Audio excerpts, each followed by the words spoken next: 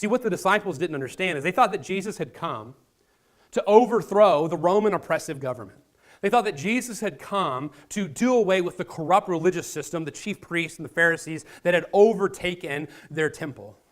And what they were doing is they were looking at Jesus' life and his ministry as something that was just for the here and now. And the truth is, that's where most of us are at. Most of us right now, what we're here for is we're hoping that Jesus can help us out of the mess that we're currently in. That he can fix the thing that we currently find ourselves in.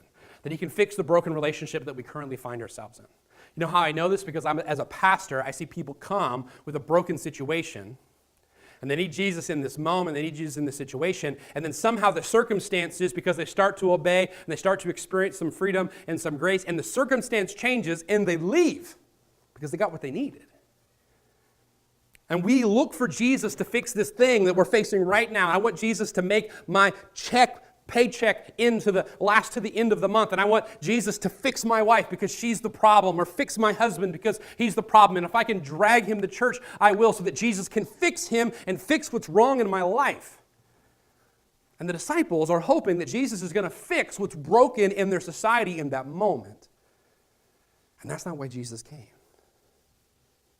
Jesus didn't come to fix what was broken in that moment, in that generation. Jesus came to fix what is broken in every generation. He came to take the brokenness, the very root of it, which is sin.